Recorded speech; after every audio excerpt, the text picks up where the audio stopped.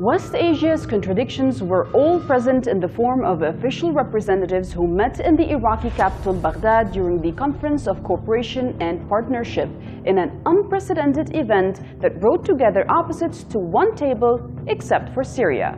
Through the gates of Baghdad, the opposites arrived. For nearly a decade, Iraq had not witnessed a meeting of this magnitude.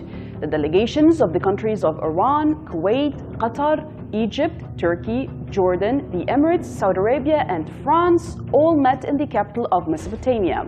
The Iraqi goal seems to be preparing Baghdad to be a link between the region's rivals as the Afghani scene of chaos post-US withdrawal haunts the officials in Iraq.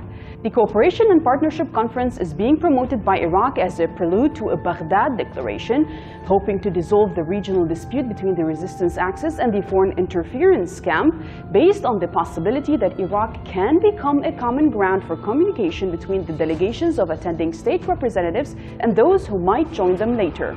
Maybe Iraqi Prime Minister Mustafa Qadami truly believes that Iraq can be future ground for diffusing regional tension between Iran and the United States. But the question is, has he been following the scandalous American withdrawal from Afghanistan and the chaos that followed? If so, then for sure Qadami must know that hosting summits in hope for easing the upcoming US withdrawal, which in no way will happen in a calm and civilized manner, since hello, this is the US we're talking about, will not be enough to solve any of the critical challenges headed towards Iraq in the upcoming few months. Adding salt to the injury, in a major summit hosting regional states that supposedly is meant to promote peace and reconciliation, Syria, which shares a 599-kilometer border with Iraq, was not present. It was not even invited. Baghdad claims that it has informed Damascus of the terms and dimensions of this summit, but I seriously have no idea how that will promote any peace inside Syria when the majority of those attending the Baghdad summit are directly involved in promoting Wahhabi terrorism, foreign intervention, and mayhem in Syria over the past 11 years. One fresh voice broke the monotonous setting. It was that of new Iranian Foreign Minister Emir Abdullahian, who affirmed that security can be achieved only through mutual trust, reliance on national capabilities, strengthening relations, and good neighborliness, while maintaining a non-interference of foreign countries in the region policy. A policy that seems too much for most of the pro-US regional states to understand. Welcome to the Mideastream. I'm Marwa Osman.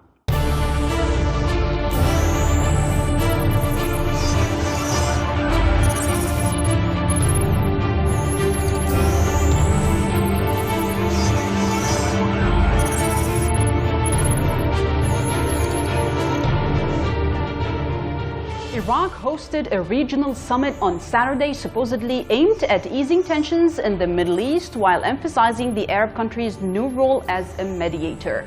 Heads of state attending including Egyptian President Abdel Fattah al-Sisi, King Abdullah II of Jordan, Qatari Emir Sheikh Tamim bin Hamad al-Thani, and French President Emmanuel Macron.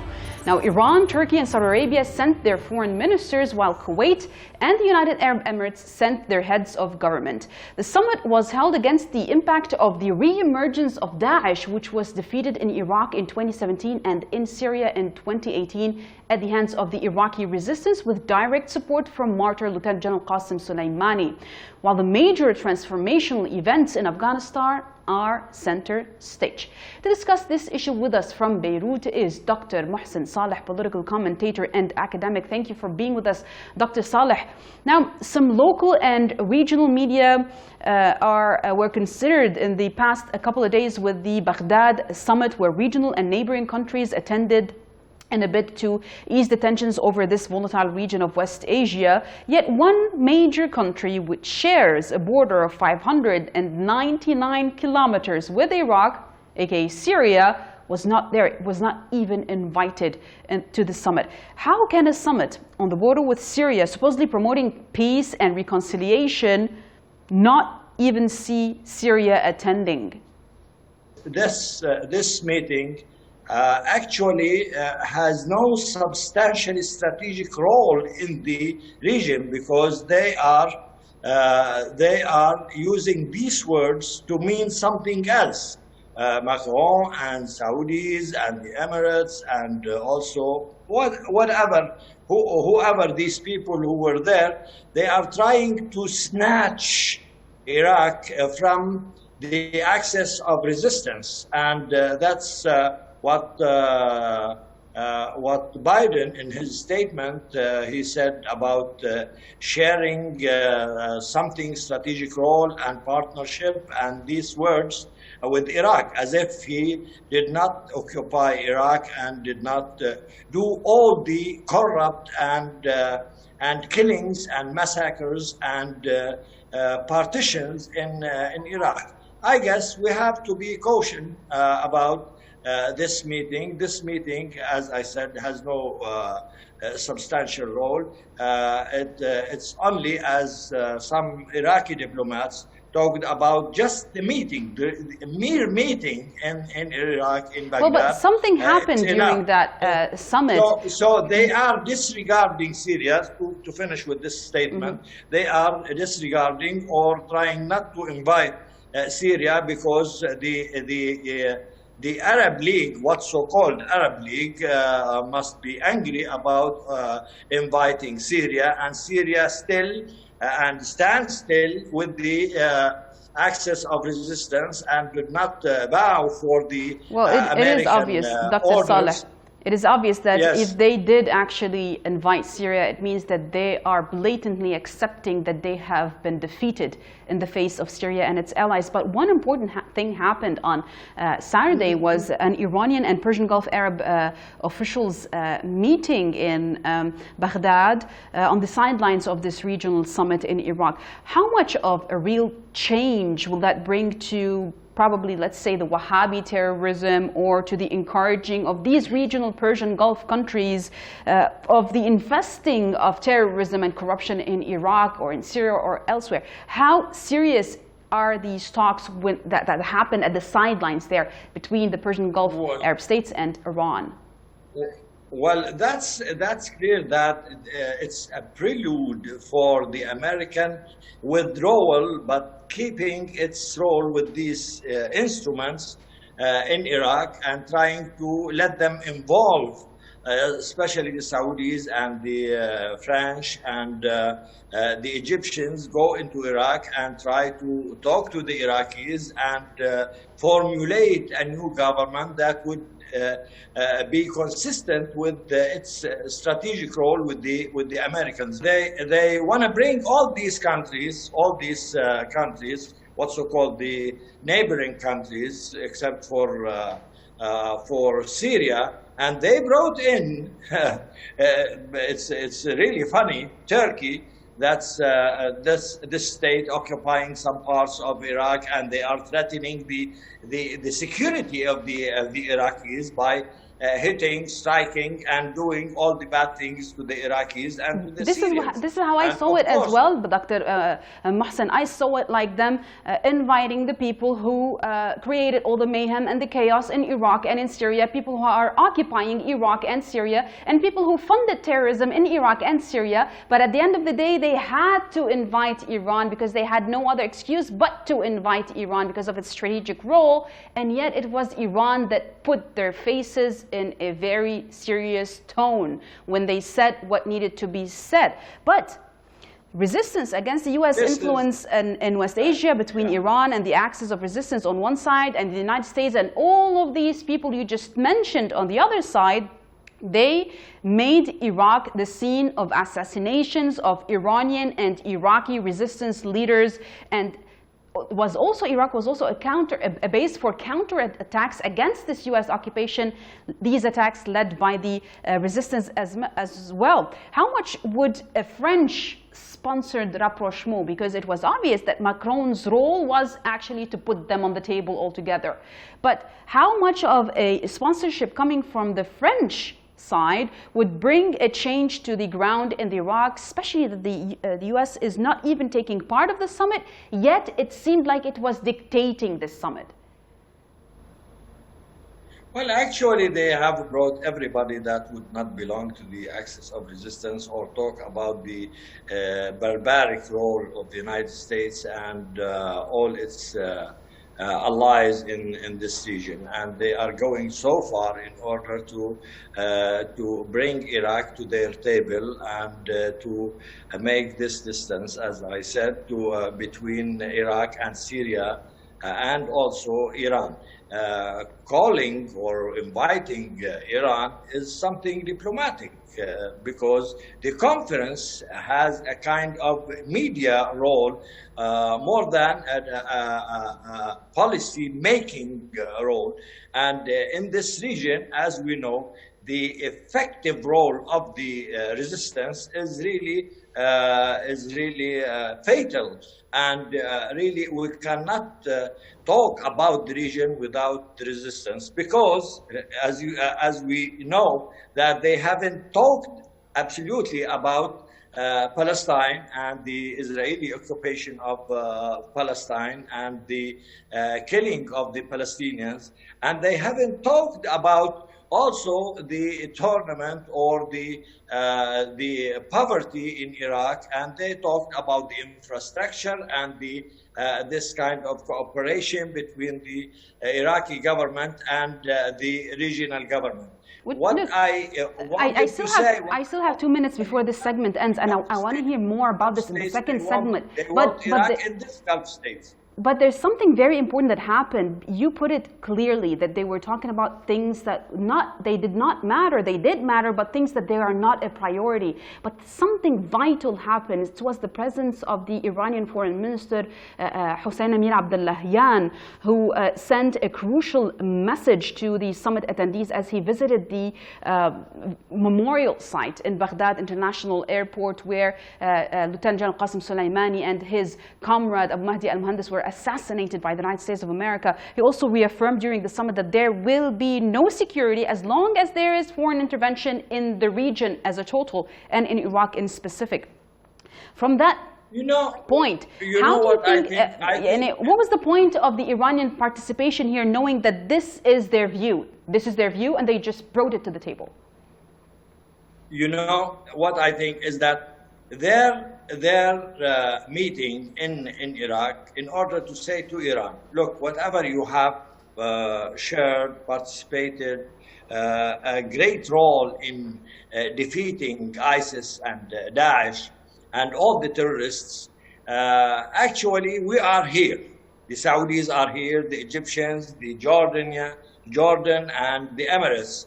And of course, pushed by the Americans in order to say, well, look, we are concerned about Iraq, not the Iranians. Whatever you have done, paid, blood, money, culture, history, whatever you have done, only we are the ones who can do something for Iraq from infrastructure in order to deal with this new government. They don't care. Of course, they want to do say to the Iraqis that whatever martyrs Qasem Soleimani, everybody knows in Iraq, Qasem Soleimani, the leader, the great leader, the general, and everybody knows also Abu Mahdi al-Muhandis, the great martyr in Iraq, and they have paid homage to these martyrs in Iraq and in Iran. Millions of people, they went there in order to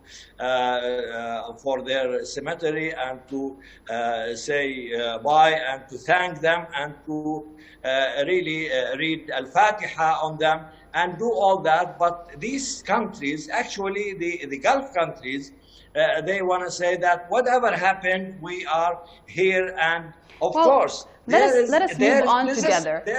Dr. Saleh, let us move on together to see how they are trying to buy off Iraq, while at the same time Iraq is very concerned of turning into an Afghanistan and another Afghanistan because of the U.S. occupation's withdrawal in such a dramatic way. Please stay tuned, because our next segment will be continuing to talk about this specific matter.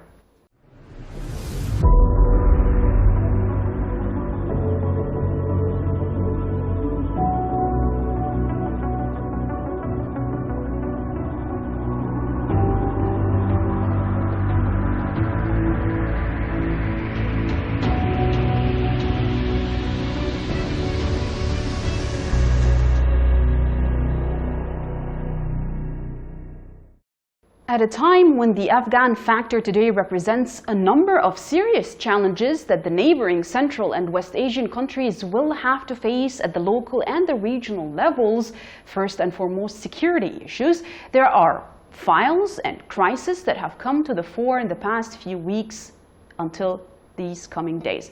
Having watched the US fail to evacuate wartime allies in Afghanistan and the chaos which ensued as a result, Iraq found Baghdad summit a way to share its worries that a similar fate might await them. It has always been evident that Americans abandoned their assets and that they never kept their promises. Yet as Daesh is preparing to re-emerge while the US is completely shaking off all responsibility of the dire situation in Iraq, the Baghdad summit comes at a time when tension is high in a very volatile West Asia. Baghdad summit mirrors Iraq's concern in this following report. Iraqi Prime Minister Mustafa al-Kadhimi, who got high marks from almost everyone attending the Baghdad summit for his determination to alter Iraqi political and economic fortunes, has come to believe that to have a chance at resolving the problems inside Iraq, Iraq must then play a role in helping to settle the problems around it. Kadhimi may be onto something here, especially as he watched along with the entire world the complete and utter failure of the US in dealing with its overdue withdrawal from Afghanistan, which brought along chaos and mayhem in the country. Instability in Iraq due to the ongoing US occupation in the country and the threat of Daesh that seems to always emerge whenever the Iraqi official demand of US withdrawal is demanded, along with heightening tension in the region, all contribute to Iraq's multiple problems. But does Baghdad have the influence, resources, and prestige to forge a more stable region? The Iraqi leader has some assets to work with here, mostly the relationships he fostered as the head of Iraq's intelligence services between 2016 and 2020. But it remains unclear why the Saudis, Turks, Qataris, and Emiratis need Iraq's help when the country is either suffering from their direct intervention or by proxy using armed insurgency. However, as expected, the summit talks revolved around the rapid developments in Afghanistan, the Taliban's control of the country, and the emergence of surprise, a new faction of the so-called Islamic State Daesh Khorasan, which last week claimed responsibility for an attack on Kabul airport. All of these developments reinforces fears of a resurgence of Daesh influence in Iraq after it was defeated in Iraq in 2017 and in Syria in 2018 with the support of the Axis of Resistance, the Iraqi Popular Mobilization Units, and the Syrian Arab Army. Add to that the constant Iraq fear of an Afghanistan fate, which would be pushed by the US occupation forces in Iraq as they prepare to withdraw the country by the end of 2021. While the JCPOA was the major topic discussed when US President Joe Biden met with Israeli Prime Minister Naftali Bennett just days before the Baghdad summit, Iraq adds new concern to the already crippling regional challenges it is facing as Israel and the US talk about possibilities of a close strike against what they refer to as Iranian nuclear targets, which means Iraq might be pushed to a more instability in the event the US decides to resort to igniting the region simply to please Israel. We are back with Dr. Mohsen Saleh, political commentator and academic, with us from Beirut to discuss this issue in Baghdad and what happened and how the fate of Afghanistan is actually worrying Baghdad. Dr. Saleh, when US influence in the country is to fade in Iraq soon, and I'm talking about the actual upcoming withdrawal in the end of 2021 in Iraq, Iraqis cannot hide their fear that that might actually be hitting them just as worse as it hit Afghanistan when the US withdrawal actually takes effect. Are such fears valid in a country like Iraq? Sayyid Hassan Nasrallah mentioned, and the leader, the great leader in Iran, mentioned that whatever the Americans have done to Afghanistan, they have deteriorated, they have abolished, they have distracted the countries in Afghanistan. And now the Taliban, after, of course, some negotiations, they have come back after this finishing of the country in terms of infrastructure and in terms of structure even. What's happening in Iraq also the same, about the same. without a government in Afghanistan that would deal with the Americans. On the contrary, in Iraq, this government, especially with its president al-Qadimi, should be exhorted that they should learn from this catastrophe in Afghanistan in order to take a decision to deal with the resistance in order to kick out the Americans or to let the Americans withdraw after their defeat. But what happened Yes. through this summer is that Iraq hoped to obtain some sort of a support to restore security and maybe some economic stability and probably enhance their role in the region. However, Iraqis' fear of the rapid developments in Afghanistan, I mean, the Taliban's control of the country and the emergence of Daesh-K, ISIS-K, now they're giving them names, and being reinforced in Baghdad, that's very serious and very concerning, especially that if the US actually withdraws and its weapons end up in the hands of Daesh, just like its weapons are ending up in the hands of Taliban in Afghanistan, that's a disaster for Iraq. But how effective will any summit, not only this summit, be able to garner at least regional support to stop all this? Look, in spite of all that, the Americans have frozen $9 billion of the Afghan country, of the last state. And Taliban now, they are asking for unfreezing this money for the new government. The Iraqis should know that Americans, wherever they go, they leave a destruction or a plight in the country. So whenever they shake hands with the Americans, I guess they are paying the price.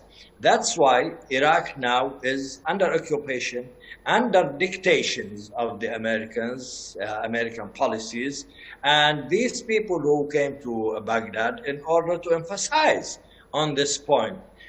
The Iraqi government has to choose between the access of resistance that would make this dignity and pride and economy that's strong for the country, and with all the factions in Iraq that would formulate a new government that would lead to the advancement and development of Iraq. Unless they do so, I guess they would be like not only like the government of Ashraf Ghani in Afghanistan, they would be like other places in Somalia or other places. Look at the Macron's visit to Kurdistan. What they are trying to say, they are trying to say that Turkey should be independent and should take its share from the budget of the central government and do what they have Well, to this do. brings us to a very vital question, because we still have one more minute. With the Kurds, with the Israelis. I know. With the Israelis. Which Here, is a very important question coming up, Dr. Saleh. Factors. It's very important to discuss one Yes. more question, and I'm sorry, we're just ending up with no more time. You're doing amazing, but I just have one more question. Okay. You said that Macron visited Okay. the Kurdistan region, and now just before the full withdrawal of the US, supposed full withdrawal, I don't believe them, but let's say they will at the end of this year, we have an Iraqi elections coming up in October. What are the prospects of an actual successful elections, as the Biden administration describes many of the Iraqi resistance taking part in this election as terrorists? Well, we have to know that one of the aims, one of the goals of this summit is to support al-Qadimi in order to continue in doing a strategic role, strategic plans for Iraq in the future, and try to take it away from the axis of resistance and from the Hashd al-Shabi, the popular front.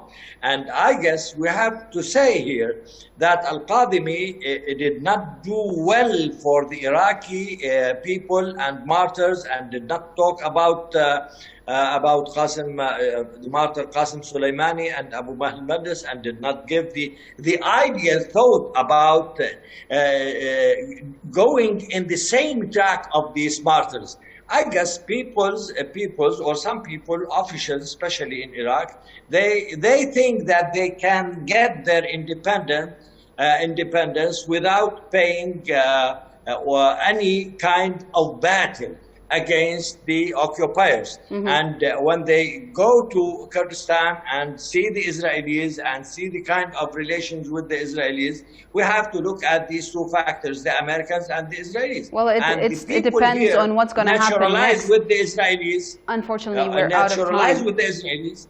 We're out of time. Dr. Mohsen Saleh, thank you very much for your contribution to our show. It was very kind of you to be with us for 2 segments in a row. Thank you very much for being with us. It's time to wait and see what will happen in a very volatile Iraq if and when the U.S. decides to finally withdraw. Thank you for being with us. Please stay tuned next week for more from the Mideastream.